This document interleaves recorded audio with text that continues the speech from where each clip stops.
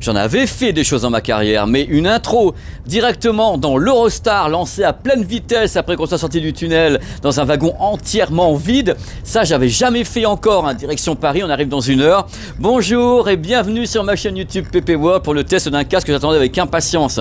Le casque Technics A800. Quand j'avais vu déjà les caractéristiques, je me suis dit oh là là là là là là. Ce casque, c'est vraiment le casque pile poil qui a été lancé pour essayer entre guillemets d'ennuyer le Sony XM4. C'est son concurrent direct. Casque japonais Technics en face d'un casque japonais Sony. C'est absolument dingue.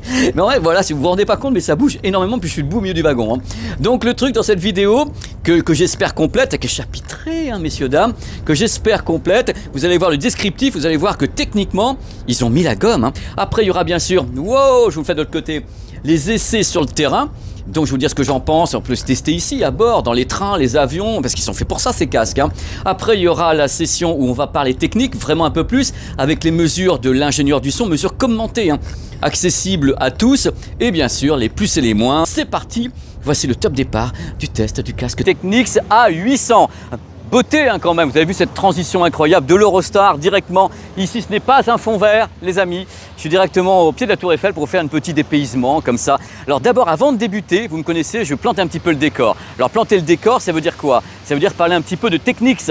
Alors Technics, on ne peut pas dire que côté casque, côté écouteur, il soit super célèbre, connu, reconnu en France. C'est extrêmement sous-coté. La marque Technics en elle-même est plutôt sous-cotée. Il faut savoir que Technics à la base, c'est une énorme entité au Japon qui fait partie de Matsushita. Alors Matsushita, c'est également Panasonic, National, c'est gloire nationale sur place. Par contre, en France, c'est vrai que la notoriété de Technics dans le monde des casques, des écouteurs, des intras, bon, disons qu'on part de...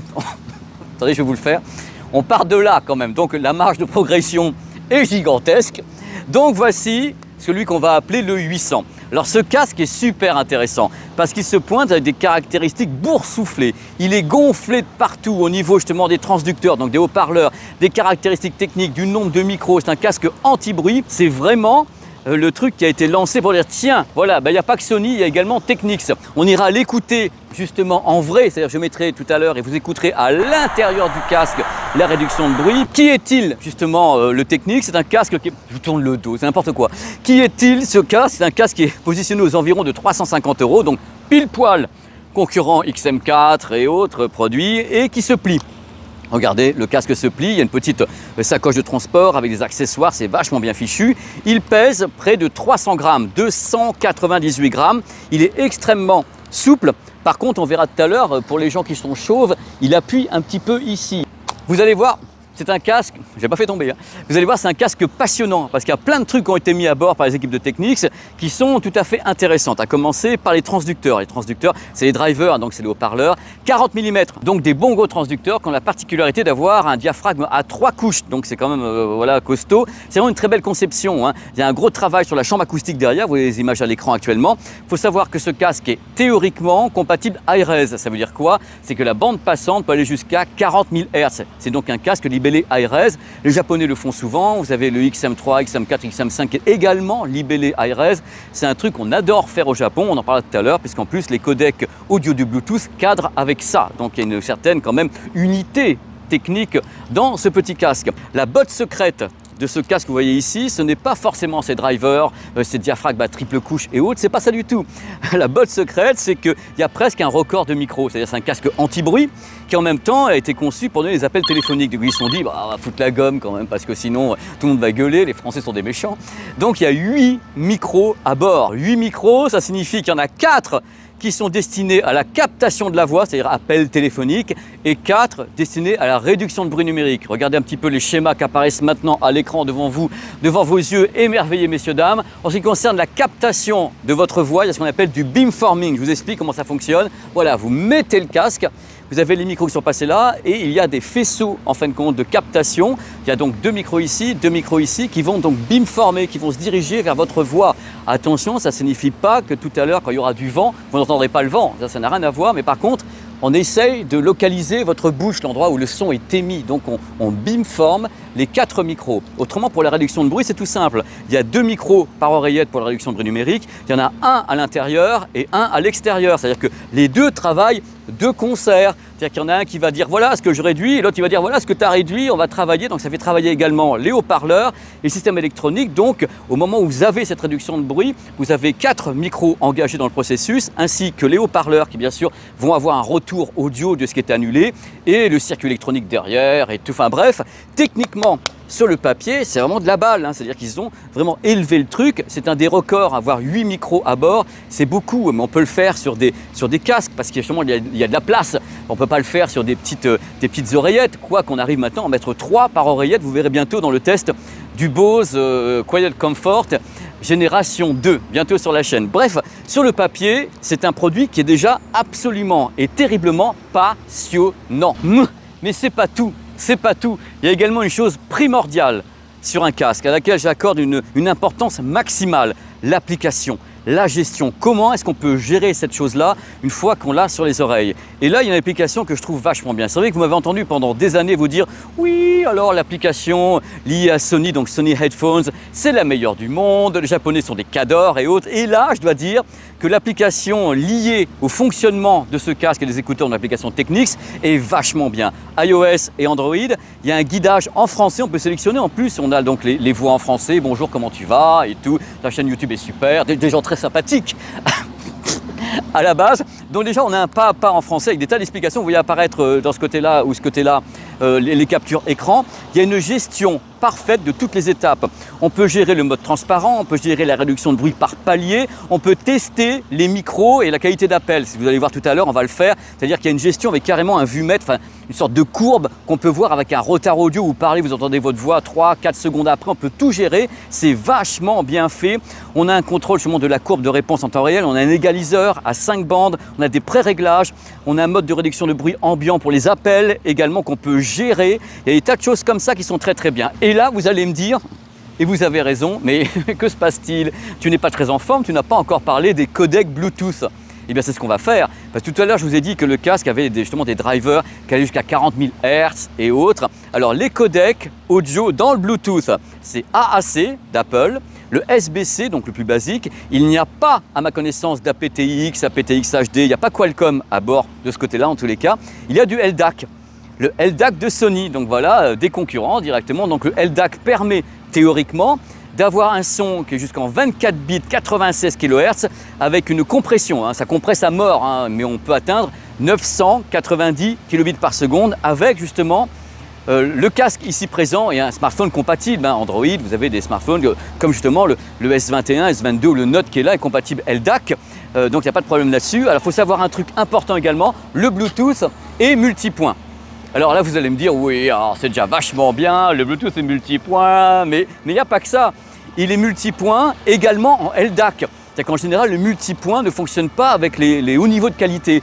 Là, ils ont dit, OK, le LDAC va être mis également en multipoint, donc c'est un bon point. Il y a en effet la possibilité dans le menu de gérer soit la stabilité du Bluetooth, soit le débit audio, c'est-à-dire avoir du LDAC ou pas. Je vous explique pourquoi. Parce qu'en général, quand on a du LDAC, si on commence à s'éloigner beaucoup du smartphone, ça va commencer à perdre le signal, on va commencer à faire des oh là là, c'est pas possible. Par contre, c'est vrai que si on a un SBC ou AAC, on a une plus grande distance entre le smartphone et le casque. Tout ça, vous avez le choix dans l'application. C'est vraiment une des meilleures applications que je connaisse.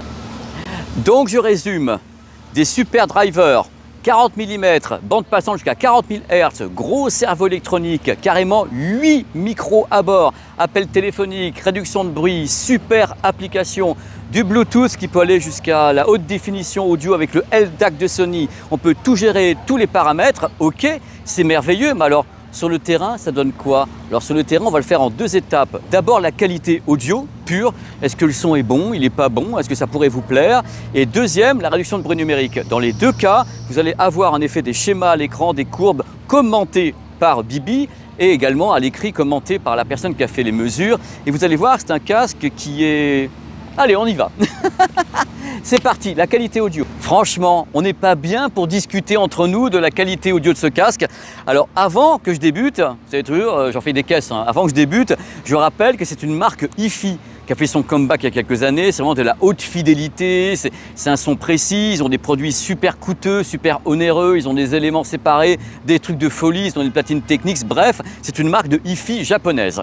Alors ça me surprend toujours quand une marque de hi-fi japonaise sort un casque à ce genre de signature sonore. Là, je fais du suspense. Ça veut dire quoi? Il y a du grave.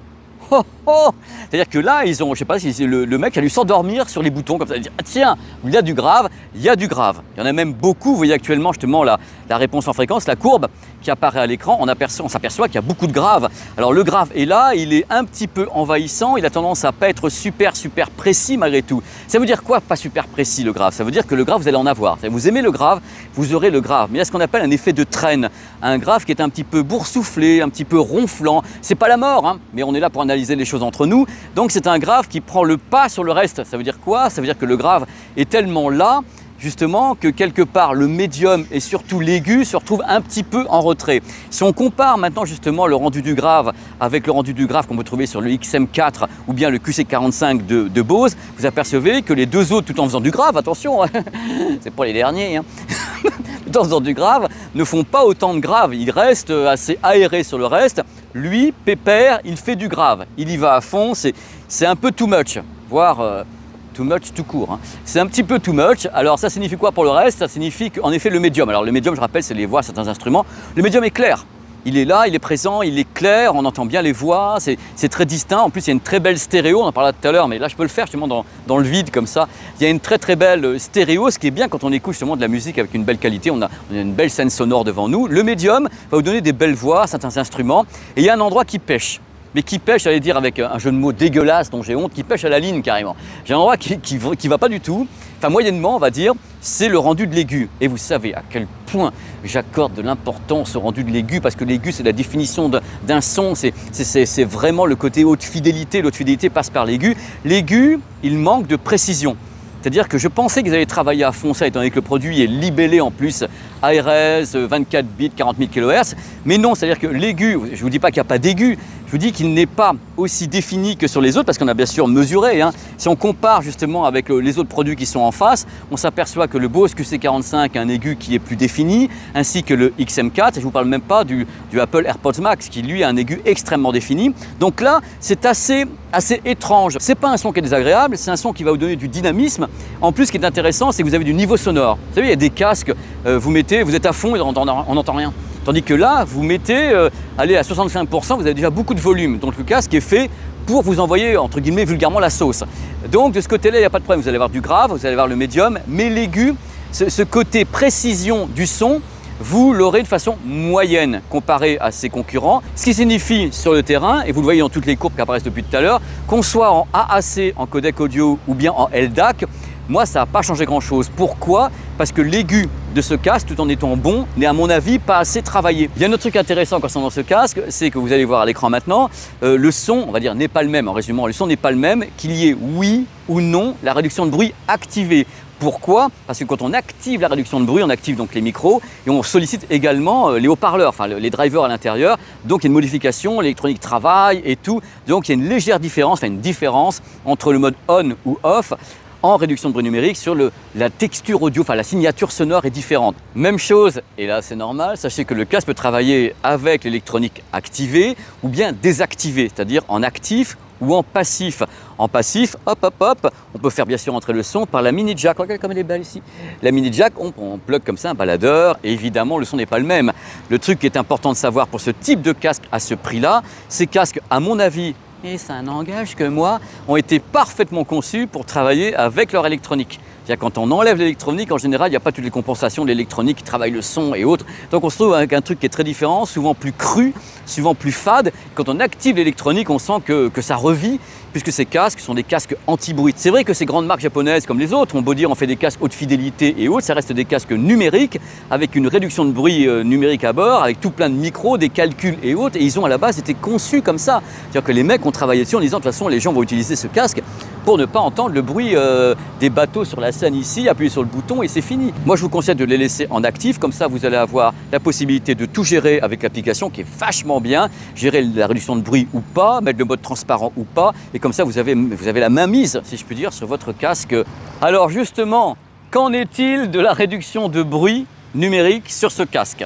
On a fait des essais de tous les côtés, vous avez les mesures qui apparaissent à l'écran, c'est une très belle réduction de bruit numérique, on arrive à une moyenne avec le réducteur de bruit numérique au max de moins 24 dB. Vous savez, c'est beaucoup, hein, moins 24 dB pour des casques anti-bruit. Donc en plus, la plupart des fréquences sont assez bien atténuées. Par contre, il y a des différences entre justement ce que atténue ce casque Technics et ce qu'atténue par exemple le XM4 de Sony ou bien le QC45. Alors il faut savoir que le Technics arrive à bien réduire les bruits dans le médium, donc les voix, certains bruits médiums sont assez bien réduits. Par contre, au niveau du grave, il arrive moins à réduire le grave. Le grave, c'est quoi? C'est en effet le ronronnement du bus, le métro et choses comme ça. Donc le grave est un petit peu moins bien réduit avec le Technics, par exemple avec le XM4 qui lui s'en sort vachement bien avec le grave. Et le grave, c'est compliqué hein, justement à réduire. Il faut savoir que par rapport au QC45 de Bose, la réduction de bruit sur les fréquences où on a mesuré, c'est à peu près la même chose. C'est une excellente réduction de bruit numérique. Hein. Ça, il travaille bien avec les micros, la gestion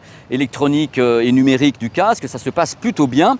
Alors, je ne vais pas vous mentir, pour le moment, le meilleur, ça reste Apple AirPods Max, qui lui arrive à diminuer, à réduire, voire à annihiler la plupart des fréquences, voire toutes, aux environs de 30 dB. C'est-à-dire, il y a eu 30 dB de moins, ça reste un des meilleurs casques, voire le meilleur casque actuel, à égalité certainement avec le XM5. On n'a pas encore testé le Sennheiser, donc on verra bien. Attention, dans les plus et les moins, je rajoute des trucs que je ne dis pas dans mon discours là, comme ça vous avez des trucs complémentaires, c'est pour vous obliger à les regarder. Je sais, j'ai honte. Oh là là, mais qu'est-ce que je suis content de faire cette vidéo qui a maintenant au moins 6 mois de retard. Le mode transparent, super important, le mode transparent, c'est quand vous faites ça et que vous appuyez sur le bouton et c'est comme si le casque n'était pas là, c'est-à-dire c'est comme si vos oreilles écoutaient. Alors en général, un bon mode transparent, il n'y a pas de différence entre ça et ça, ça et ça. L'Apple AirPods Max, encore lui, je suis désolé, il arrive vachement bien, les autres aussi. Là, il y a une petite différence. Quand on met le mode transparent sur ce casque, on a un niveau qui est un petit peu différent, on a le grave qui est atténué et on a les voix humaines qui sont mises en avant. Donc je suppose qu'il le voulait, hein. C'est-à-dire que le mode transparent fait ressortir les voix humaines. Mais vous pouvez gérer également dans l'application, hein. C'est un bon mode transparent parce que les micros fonctionnent pas mal du tout, hein. Maintenant, oh là là, je vais tout à l'heure aller dans les rues de Paris avec un système binaural et vous allez entendre avec ou sans la réduction de bruit numérique à fond, hein, et avec ou sans le mode transparent. Comme ça, on va passer d'un à l'autre. Vous écouterez comme ça le niveau. Voilà.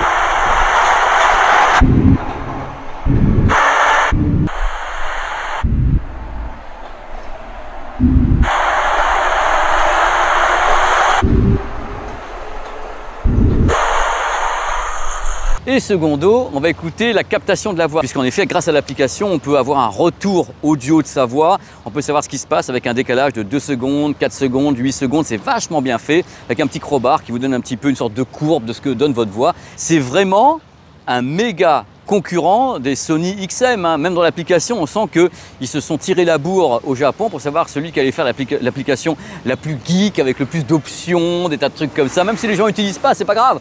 C'est on va en mettre, tiens, je t'en mets plus. Le son que vous entendez maintenant, c'est le son capté par les micros du casque et c'est écouté dans le casque avec un système binaural. Les plus, bonne réduction de bruit, un bon niveau audio. Si vous voulez un casque qui a la patate, la pêche, qu'on voit de la sauce, qui a un bon volume, là ça cogne de tous les côtés. J'adore l'application. Tous les réglages, en plus elle cause en français, il y a un menu en français, on peut vraiment gérer tous les paramètres. Ça c'est un plus, hein. Vraiment c'est assez étonnant. La qualité audio, à la base on a une bonne qualité audio dans le sens où on aime le grave, le médium est assez défini, une belle scène sonore. Cette partie-là de la qualité audio, ça assure, il n'y a pas de problème là-dessus. Les codecs audio du Bluetooth, SBC, AAC et le LDAC de Sony qu'on peut activer sur les smartphones Android. Je rappelle que le LDAC n'est pas compatible avec les produits iOS. iOS s'arrête au SBC et AAC. Alors je ne vous ai pas parlé d'un truc pendant tout ce test parce que je voulais le laisser justement dans les plus, l'autonomie. Mais c'est du délire, c'est un chameau le bestiau, hein. Moi j'ai dépassé 49-50 heures, mais c'est vraiment une autonomie folle de ouf. Une captation des voix correcte pendant les appels téléphoniques, c'est correct, mais attention, dès qu'il y a du vent, dès qu'on sent que les micros peuvent plus faire le beamforming et autres, on a le vent, on a tout ça, voilà, ça on ne pourra pas vraiment l'éviter.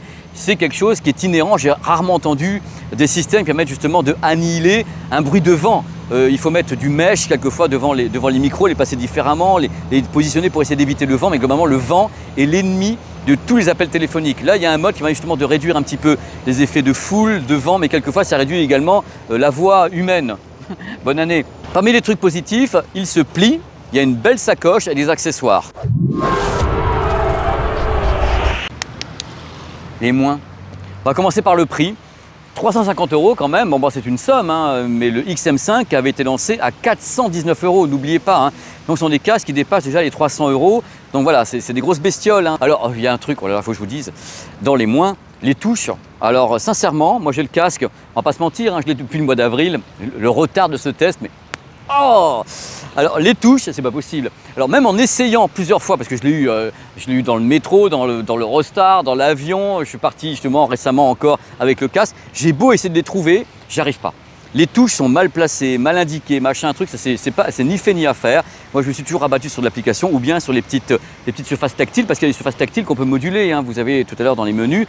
Moi j'ai beaucoup aimé jouer avec l'application, j'ai essayé d'éviter les touches. Si vous courez, vous avez quand même des bruits de structure. C'est pas monstrueux, hein, mais par rapport à d'autres casques qui n'en ont pas, genre le Apple AirPods Max, mais qui coûte le double, hein, vous avez quand même des petits bruits de structure. Il y a trop de graves. Bien sûr, on a l'égaliseur pour essayer de le gérer, mais globalement, il y a trop de graves avec ce qu'on appelle un effet de traîne. C'est-à-dire que la traîne, c'est un grave qui est un petit peu baveux, un petit peu boursouflé, qui fait qu'il nuit un petit peu au reste du signal, parce que quand on met trop de graves quelque part, le médium, il va essayer de surnager, et puis surtout l'aigu est diminué par le fait justement qu'on a beaucoup de graves dans le signal. L'aigu est imprécis, il manque de définition. Je m'attendais de la part d'une marque comme Technics, donc une des plus grandes marques hi-fi, donc haute fidélité japonaise, à un aigu hyper, je vais être vulgaire, hyper chiadé, avec un son très très fin, on entend le bruit de la guitare, des cordes de guitare et autres. Bah non, hein, 300 grammes, ça fait partie des plus lourds quand même. Hein. Même s'il y a le codec audio Sony LDAC pour avoir un son 24 bits compressé, 96 kHz, malgré tout, le casque Technics fait l'impasse sur les codecs aptX et aptX HD. Pour les personnes qui, comme moi, ont beaucoup de cheveux, il faut savoir que le casque s'appuie vraiment au sommet du crâne. Ici, au bout d'une heure ou deux, on s'aperçoit qu'il appuie là. Voilà. C'est pas la mort, hein, mais je vous le dis, je suis là pour ça. La réduction de bruit est très bonne, vraiment, mais elle connaît des faiblesses suivant le type de son. Notamment, le casque a du mal à annuler, enfin à réduire le grave. Je le mets dans les moins parce que je suis pas un gentil. Il est vrai que le casque est compatible LDAC. Alors LDAC, c'est un codec audio vraiment de très haut débit, 990 kbps pour avoir la meilleure qualité audio. Moi je dis banco, sur le papier c'est ok, c'est compatible 24 bits et autres, mais comme le casque n'a pas beaucoup de définition dans l'aigu, on sent pas vraiment le bon de qualité entre le AAC ou un signal LDAC que j'ai utilisé pour les tests. Le bon de qualité n'est pas là puisque le casque n'est pas capable, à mon sens, d'avoir tous les détails, toute la définition qu'on peut attendre d'un casque de ce type-là dans l'aigu. Il est temps de conclure comme ça entre nous à la cool. Alors en conclusion, ce n'est pas du tout un mauvais casque, hein. C'est un casque qui est vraiment très bien conçu, une des meilleures applications que je connaisse. Il y a également une très bonne réduction de bruit, la qualité audio, la signature sonore, vous avez vu, il y a beaucoup de graves, l'aigu est un petit peu imprécis, c'est vraiment parmi les défauts qu'on a notifiés et notés dans ce test. Mais le plus gros problème de ce casque, c'est pas lui, c'est la concurrence en face. C'est-à-dire qu'il est dans une gamme de prix, donc à 350 € environ, il va s'attaquer au XM de Sony, il va s'attaquer au Bose, il y a vraiment du monde en face et du monde qui est très très populaire en France. Le truc, c'est que dès qu'on pense casque à réduction de bruit, si je vous dis casque à réduction de bruit, vous n'allez pas me dire oui, c'est Technics. Non, c'est le problème, il est là. Donc c'est pour arriver à s'imposer sur un marché, que le marché français, avec des marques qui sont très très implantées, c'est très difficile. Donc c'est là où il y a une difficulté sur ce casque qui en plus n'est pas parfait et qui en face a des modèles, parce que rien n'est parfait non plus, mais qui a notamment des XM4, des XM5, des Bose QC45, des Bose 700, qui sont des produits qui sont extrêmement réputés, de très haute qualité et qui sont dans les mêmes prix. Donc voilà, c'est une question de concurrence, c'est une question de niveau technique et autres. Donc voilà, je pense que le produit aurait pu être mieux travaillé sur l'aigu notamment, sur le rendu du grave qui aurait pu être un petit peu allégé, des choses comme ça. Mais globalement, Technics a réussi un très bon produit. C'est-à-dire que techniquement, on sent qu'il y a une bonne base. Je pense qu'ils peuvent l'améliorer dans les mois et années à venir avec un modèle 900, 1000 et autres pour aller beaucoup plus loin. Voilà, ça m'a fait super plaisir de faire ce test et maintenant on va repartir dans l'Eurostar pour un final en mouvement. Alors c'est la fin de cette vidéo. C'est la fin de cette vidéo, j'ai été extrêmement... Oh là là, la porte... Vous voyez pas, mais les portes se ferment devant. C'est la fin de cette vidéo, j'ai été extrêmement heureux de faire cette vidéo ici, dont l'intro et la conclusion se fait dans l'Eurostar en mouvement. J'arrive à parler dans une demi-heure. J'espère que ça vous a plu, que vous avez aimé ce que vous avez vu. N'hésitez pas en tous les cas à commenter. Je sais très bien que les vidéos sont longues, mais comme elles sont chapitrées, je me suis dit, bon, je fais des trucs longs, mais au moins c'est un petit peu chapitré. Comme ça, les gens ne sont pas obligés de se coltiner les 30 minutes pour savoir ce qui se passe. Vous avez les plus et les moins chapitré, vous avez tout ça. Je vais continuer à le faire, hein. Je vais même essayer de faire encore plus précis au niveau du chapitrage. J'ai pris beaucoup de retard sur la chaîne, donc je m'en excuse par avance. Mais en même temps, c'est long de faire ces vidéos. Je ne peux pas me résoudre à faire des vidéos de 4 minutes pour faire un test d'un produit pareil, ça j'y arrive pas. Donc je sais. Oh là là, mais il y a du monde. Ah, il y a Serge qui est là, donc je sais pas ce qu'il faut faire. Pas de problème. Allez, je vous fais des gros bisous, je vous dis à très très vite.